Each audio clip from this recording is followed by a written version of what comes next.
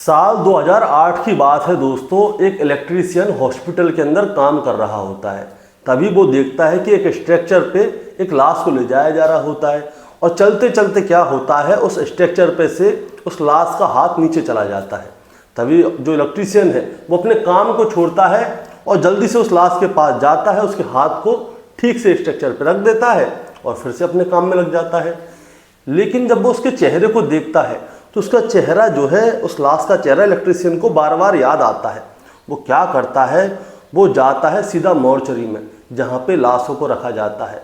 वो वहाँ पे खड़े होकर देखता है कि यहाँ पे कहीं सीसीटीवी कैमरा तो नहीं है, तो वहाँ पे कोई भी सीसीटीवी कैमरा नहीं होता।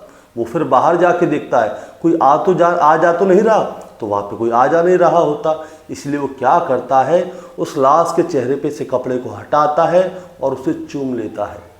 अब उस लाश को जैसे ही चूमता है तो उसे मन में बड़ी खुशी सी महसूस होती है। तो वो क्या करता है, उस लाश की बगल में जाकर लेट जाता है और दोबारा से उसे किस करने लगता है और वहाँ से थोड़ी देर बाद उठता है और चला जाता है। उसे अंदर बड़ी खुशी महसूस होती है। अब समय गुजर जाता है। अब कुछ दिनों बाद क्या होता है दोस्तों, एक और लाश आती है हॉस्पिटल के अंदर। अब ये इलेक्ट्रीशियन देखता है कि वो लाश तो पहले वाली लाश से भी ज़्यादा खूबसूरत है। इसीलिए वो क्या करता है, सभी के जाने का इंतज़ार करता है और फिर से मॉर्चरी में जाता है। और अब की बार वो किस से आगे बढ़ जाता है, यानी कि अब की बार उसने उस लड़की को चूमा नहीं था बल्कि बहुत कुछ कर दिया था, और बहुत कुछ ऐसा जिसे हम आपको बता नहीं सकते। दोस्तों, उसने उस लाश के साथ शारीरिक संबंध बनाए थे और इसके बाद वो क्या करता है, अपने घर जाता है और एक डायरी में जाकर उस लाश के नाम, उसका अता पता, ठिकाना और उसकी उम्र सब कुछ अच्छी तरह से नोट कर लेता है। दरअसल दोस्तों, ये जो इलेक्ट्रीशियन था हॉस्पिटल के अंदर काम करता था। हॉस्पिटल में कहीं पे भी आने जाने की उसको पूरी परमिशन थी, क्योंकि लाइट चली जाएगी तो कोई दिक्कत हो जाएगी। इसीलिए पूरी हॉस्पिटल में काम करता फिरता था और नज़र बनाए रखता था कि कोई लाश आए और ये उसके साथ शारीरिक संबंध बनाए। और फिर ये घर पे जाके क्या करता था दोस्तों, उस लाश की पूरी डिटेल लिखता था। अब इसके बाद क्या होता है, वो ऐसे ही कंटिन्यू करता रहता है कई सालों तक। लेकिन अचानक से क्या होता है, 2008 के बाद, यानी कि पूरे 13 साल बाद, जो ये डायरी रखता था, उसको मेंटेन करता था, वो डायरी जो है पुलिस के हाथों लग जाती है। तो पता चलता है इसने टोटल 102 लाशों के साथ शारीरिक संबंध बनाया था। फिर इसको जज के सामने पेश किया जाता है और जब इसे जज के सामने पेश किया जाता है तो जज जो है इसे सिर्फ 2 साल की सज़ा सुनाती है। क्योंकि दोस्तों, जिस देश की मैं कहानी सुना रहा हूँ वहाँ पे इसमें इतना कोई गंभीर रूप से लिया नहीं जाता इस मामले को। लेकिन जैसे ही ये मामला सामने आया तो लोग चौंक गए और सभी लोग ये सोचने पर मजबूर हो गए कि एक आदमी इतना नीच गिर सकता है कि वो 102 लाशों के साथ शारीरिक संबंध बना सकता है। दोस्तों, आज की कहानी इसी आदमी के ऊपर है कि आखिर ये ऐसे क्यों करता था और आखिर इसकी डायरी पुलिस वालों के हाथ में कैसे लगी। दोस्तों, कहानी शुरू करूंगा उससे पहले मैं बस आपसे यही कहना चाहूँगा कि अगर आप मेरे चैनल पे नए हैं तो चैनल को जल्दी से सब्सक्राइब कर दीजिएगा, ताकि रोजाना रात को 8 बजे मैं आपके लिए एक सच्ची घटना की कहानी लेकर आ सकूँ। नमस्कार दोस्तों, मैं गौरव शर्मा और आप देख रहे हैं गौरव शर्मा सफ़र। दोस्तों, आज की जो सच्ची घटना मैं आपको सुनाने जा रहा हूँ, ये सच्ची घटना शुरू होती है इंग्लैंड से, और इंग्लैंड का ही एक जिला लगता है जिसका नाम होता है टनब्रिज वेल्स, और टनब्रिज वेल्स का ही एक शहर होता है जिसका नाम होता है बेड सिटी। दरअसल दोस्तों, मैं बात कर रहा हूँ 23 जून 1987 की। होता क्या है, बेड सिटी में एक फ्लैट होता है और फ्लैट में से जो है बहुत ज़ोर से बदबू आ रही होती है। अब जब ये बदबू बहुत ज़्यादा बढ़ती जाती है तो जो फ्लैट के अड़ोसी पड़ोसी होते हैं वो क्या करते हैं, वो पुलिस को फ़ोन करते हैं और बताते हैं कि हमारे घर की बगल में जो फ्लैट है उसमें से बहुत ही ज़्यादा दुर्गंध आ रही है, आप जल्दी से आ जाइए। अब पुलिस वालों की एक टीम होती है, उस फ्लैट पे जाती है, उस फ्लैट के दरवाजे को खोलने की कोशिश करती है तो पता चलता है दरवाज़ा जो है पहले से ही खुला हुआ है। पुलिस वाले उस दरवाजे को खोल के अंदर जाते हैं तो पता चलता है वहाँ पे एक लड़की की लाश पड़ी होती है जिसकी उम्र लगभग 25 साल के आसपास होती है। उसके शरीर पे एक भी कपड़ा नहीं होता और उसे देखकर ऐसा लग रहा होता है उसके साथ में ज़बरदस्ती की गई है। अब इस लड़की के बारे में जानकारी ली जाती है कि आखिर ये लड़की कौन है और यहाँ पे क्या कर रही थी। तब पता चलता है कि इस लड़की का नाम है बेंडिलिन। अब बेंडिलिन जो है, मैं आपको उसके बारे में बताना चाहूँगा। उसकी जो है एक लड़के के साथ शादी होती है, शादी टूट जाती है, इसीलिए वो क्या करती है, यहाँ पे फ्लैट लेती है और इस फ्लैट में अकेले रहा करती थी। वो अपनी जॉब पे जाती थी, घर पे आती थी, खाना पीना बनाती थी और यहाँ पे आके सो जाया करती थी। लेकिन बेंडिलिन की लाश मिली है अब पुलिस को। अब पुलिस वालों ने उसकी लाश को पोस्टमार्टम के लिए भेज दिया और उसके घर में से एक एक चीज़ पे से डीएनए हो, चाहे फिंगरप्रिंट हो, चाहे जो मिल जाए, उस सारी चीज़ को कलेक्ट कर लिया कि आखिर बेंडिलिन की हत्या की तो किसने की। अब इसके बाद क्या होता है दोस्तों, जो बेंडिलिन की हत्या हुई थी उसके बाद उसकी पोस्टमार्टम की रिपोर्ट आती है तो पता चलता है कि बेंडिलिन के साथ जो है शारीरिक शोषण हुआ है, यानी कि पहले उसके साथ बलात्कार हुआ था, फिर उसके साथ मारपीट हुई थी और उसके बाद उसकी हत्या कर दी गई थी। अब पुलिस वाले क्या करते हैं, बेंडिलिन के घर पे जो भी सबूत मिलते हैं उन सभी को सबूतों को सजो के रख लेते हैं ताकि जो कातिल है वो हत्या लग जाए पुलिस वालों के। दोस्तों पुलिस वाले पूरी मेहनत करते हैं लेकिन पुलिस वालों के हाथ में कुछ भी नहीं लगता। इसीलिए क्या होता है, ये जो हत्या हुई थी ये जून के महीने में हुई थी। अब जून से जुलाई आ जाता है, जुलाई से अगस्त आ जाता है, अगस्त से सितंबर, सितंबर से अक्टूबर और अक्टूबर से नवंबर, पूरे 5 महीने बीत जाते हैं और 5 महीने बाद तारीख आती है 15 दिसंबर 1987। और 15 दिसंबर 1987 को क्या होता है दोस्तों, टनब्रिज विल्स जिले के अंदर ही एक और जगह लगती है, रोमनी मार्च। यहाँ पे क्या होता है, एक खेत होता है और खेत के अंदर क्या होता है, एक लाश पड़ी होती है एक जवान लड़की की जिसकी उम्र लगभग 20 साल के आसपास होती है। जो खेत का मालिक था उस लाश को देखता है और जैसे ही वो लाश को देखता है तुरंत पुलिस को फ़ोन करता है। पुलिस मौके पर जाती है, मौके पर जाके पता चलता है कि उस 20 साल की लड़की के शरीर पे एक भी कपड़ा नहीं था। अब पुलिस वाले उस लड़की की लाश को भी जब्त कर लेते हैं और पोस्टमार्टम के लिए भेज देते हैं और आसपास में जो भी सबूत मिलने की कोशिश होती है, यानी कि आसपास जो भी छोटे मोटे सबूत होते हैं उन सभी को उठा लेती है। इसके बाद दोस्तों क्या होता है, इस लड़की के बारे में जानकारी ली जाती है कि आखिर ये लड़की कौन है और खेत में क्या कर रही थी। अब इस लड़की के बारे में जानकारी मिलती है तो पता चलता है इस लड़की का नाम है कैरोलिन पियर्स, जिसकी उम्र है 20 साल, जो कि बस्तर के एक रेस्टोरेंट में काम करती थी। और बस्तर के रेस्टोरेंट में ये काम करती थी तो ये कई दिनों से गायब थी। रेस्टोरेंट वालों ने भी इसकी मिसिंग की रिपोर्ट लिखाई थी क्योंकि ये रेस्टोरेंट आ नहीं रही थी। अब दोस्तों क्या होता है, जब कैरोलिन के बारे में जानकारी ली जाती है तो पता चलता है कि इस लड़की के साथ भी बेंडिलिन की तरह ही बलात्कार हुआ है और इस लड़की के शरीर पे भी वही डीएनए मिला है जो कि बेंडिलिन के शरीर पे डीएनए मिला था। अब ये बात कंफर्म हो जाती है कि इन दोनों के साथ एक ही शख्स ने शारीरिक शोषण किया है, एक ही शख्स ने बलात्कार किया है और एक ही शख्स ने इन दोनों की हत्या की है। अब दोस्तों पुलिस वाले जो है अब उस शख्स को ढूंढने में लग जाते हैं लेकिन पुलिस के हत्थे कुछ भी नहीं लगता। इसीलिए क्या होता है, इसके लिए जो है बेंडिलिन के परिवार वाले और जो कैरोलिन के परिवार वाले हैं वो प्राइवेट डिटेक्टिव भी हायर करते हैं ताकि अगर पुलिस के हाथ कुछ लगे ना लगे तो प्राइवेट डिटेक्टिव तो ढूंढेगा, लेकिन प्राइवेट डिटेक्टिव के हाथ में भी कुछ नहीं लगता। इसके बाद क्या होता है दोस्तों, इन दोनों लड़कियों के शरीर पे जो डीएनए लगा था उस डीएनए को जो है राष्ट्रीय डेटाबेस में संभाल के रखा जाता है। दरअसल होता क्या है, आपने बहुत सारी हॉलीवुड की मूवी देखी होंगी, वहाँ पे कोई कत्ल होता है या कुछ होता है तो वहाँ पे जो डीएनए मिलता है, फिंगरप्रिंट मिलता है तो उसको मैच कराने की कोशिश करते हैं, चाहे नया मुलजिम हो चाहे पुराना हो, उन सबका डेटाबेस को संभाल के रखा जाता है ताकि ये पता चल जाए कि आज इसने कत्ल किया है।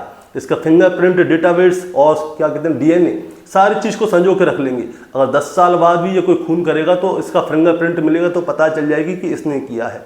इसीलिए क्या होता है, जो डीएनए मिलता है और फिंगरप्रिंट के निशान होते हैं उन सभी को संजो के रख लिया जाता है और उसके बाद इस कातिल की तलाश की जाती है, लेकिन पुलिस के हत्थे कुछ भी नहीं लगता। उसकी वजह यह है कि ये जो खबर मैं आपको सुना रहा हूँ ये 1987 की थी और टेक्नोलॉजी उतनी आगे नहीं थी, लेकिन ये कातिल फिर भी पुलिस के हत्थे चढ़ता है। अब पुलिस के हत्थे कैसे चढ़ता है दोस्तों वो जानिए।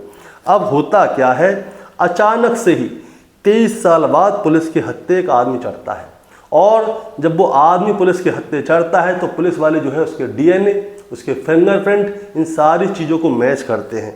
और जब नेशनल डेटाबेस में इस आदमी का डीएनए उस आदमी के डीएनए से 90% मिलता है तो पुलिस वाले चौंक जाते हैं कि 1987 में जो हत्याएं हुई थीं, जिसका कातिल पुलिस के हाथ में नहीं लगा था, उस कातिल के डीएनए से इसका डीएनए 90% मिल गया है। अब दोस्तों 90% मिल गया है, इसका मतलब ये नहीं है कि ये कातिल है। इसीलिए पुलिस वाले क्या करते हैं, इस आदमी के घर पे जाते हैं और घर में इसके में जितने भी सदस्य होते हैं उन सभी सदस्यों के फिंगरप्रिंट लेते हैं, उन सभी का डीएनए लेते हैं और फिर उस कातिल के डीएनए से मिलवाते हैं जिसने उन 2 लड़कियों की हत्या की थी। अब इसके बाद में पता चलता है कि इसका एक बड़ा भाई होता है जिसका नाम था डेविड फुलग, जिसकी उम्र 66 साल होती है। डेविड का जो है डीएनए 100% मैच हो जाता है। अब जैसे ही डेविड का डीएनए 100% मैच होता है तो पुलिस क्या करती है, सीधे ही 3 दिसंबर 2020 को डेविड के घर जाती है और उसके घर की अच्छी तरह से तलाशी लेती है। और तलाशी के बाद दोस्तों पता चलता है कि डेविड के घर में जो है एक कंप्यूटर रखा हुआ था और कंप्यूटर में जो है 34,000 फ़ोटो थी। उन 34,000 फ़ोटोज़ में क्या होता है, डेविड कहीं बाहर घूमने गया था, अपने यार दोस्तों के साथ पार्टी कर रहा था, वो सारी फ़ोटो थी। अब डेविड से पूछा जाता है कि इतनी सारी फ़ोटोज़ का तुम क्या कर रहे हो, इतनी सारी फ़ोटो तुमने इकट्ठी क्यों की हुई हैं? तो डेविड बताता है कि ये यादें होती हैं, मुझे पुरानी यादों को दोबारा से देखने में या पढ़ने में बहुत खुशी मिलती है, ये सारी यादें हैं। अब इसके बाद डेविड के घर की जब और तलाशी ली जाती है तो पता चलता है डेविड के घर में 30 मोबाइल हैं और 2200 सीडी रखी हुई हैं। उन सीडीज़ में जो है वीडियोस थी। अब वीडियो क्या थी दोस्तों, उनके बारे में सुनकर आप चौंक जाओगे। उन वीडियोस में क्या होता है, डेविड ने क्या किया था, अपने मोबाइल से जो है वीडियो बनाई थी और उस वीडियो में क्या था, वो हॉस्पिटल के अंदर जाता था, चाहे लड़की हो, चाहे औरत हो, चाहे बूढ़ी महिला हो, जो लाशें आती थी पोस्टमार्टम के लिए, उन लाशों के साथ में शारीरिक संबंध बनाता था और उन सब की वीडियो बना के वो अपने पास रखता था संजो के, क्योंकि उसे पुरानी यादों को देखने में, सुनने में और पढ़ने में बहुत खुशी मिलती थी। इसके बाद इन पुलिस वालों को जो है डेविड के घर से एक डायरी मिलती है और डायरी में पूरा चिट्ठा लिखा हुआ होता है साल 2008 से लेकर 2020 का। अब डेविड से पूछा जाता है कि अब ये बताओ, ये सारी चीज़ें तुम कब से कर रहे हो और क्यों कर रहे हो, और उन दोनों लड़कियों की हत्या तुमने ही की थी या किसी और ने की थी या तुम्हारे साथ कोई और भी था? तो डेविड जो है दोस्तों पूरी बात शुरू से लेकर आखिर तक बताता है। वो बताता है कि मुझे इस चीज़ को करने में बड़ी खुशी मिलती है, लड़कियों के साथ शारीरिक संबंध बनाने में। पहले क्या होता था, जो 2 लड़कियों की लाश आपको मिली थी, मैं उनके पास गया था शारीरिक संबंध बनाने के लिए, लेकिन उन लोगों ने मेरी बात नहीं मानी। अब जब उन लोगों ने मेरी बात नहीं मानी तो मैंने उनके साथ मारपीट की और ज़बरदस्ती उनके साथ शारीरिक संबंध बनाए। इसके बाद मैंने उन दोनों की हत्या कर दी और मैं वहाँ से भाग आया। इसके बाद क्या होता है, वो हॉस्पिटल में काम करता था, इलेक्ट्रीशियन का काम करता था। तो उसने बताया साल 2008 की बात है। 2008 में मैं जब अपने बल्ब को सही कर रहा था तो मैंने देखा कि स्ट्रक्चर पे एक लड़की की लाश जा रही है। लड़की बहुत ज़्यादा खूबसूरत थी और चलते चलते उस लड़की का हाथ जो है स्ट्रक्चर से नीचे हो गया। मैं जल्दी से भागा उसके पास गया और उसका हाथ स्ट्रक्चर पे रख दिया, लेकिन उस लड़की की जो चेहरा है वो मेरी नज़रों के सामने से जा नहीं रहा था। इसीलिए मैंने सोचा कि क्यों ना इस लड़की के पास जाया जाए। मैं मॉर्चरी में गया, वहाँ पे देखा, वहाँ पे कोई भी कैमरा नहीं था, मॉर्चरी में कोई आता जाता भी नहीं था। मैंने उस लड़की को चूमा तो मुझे बड़ी खुशी मिली, इसीलिए मैं उसके साथ में जाके लेट गया। इसके बाद मैं घर पे आया, मैंने डायरी में लिखा कि मैंने क्या किया है क्या नहीं किया, क्योंकि मुझे पुरानी बातों को पढ़ने में, सुनने में और देखने में बड़ा खुशी मिलती है।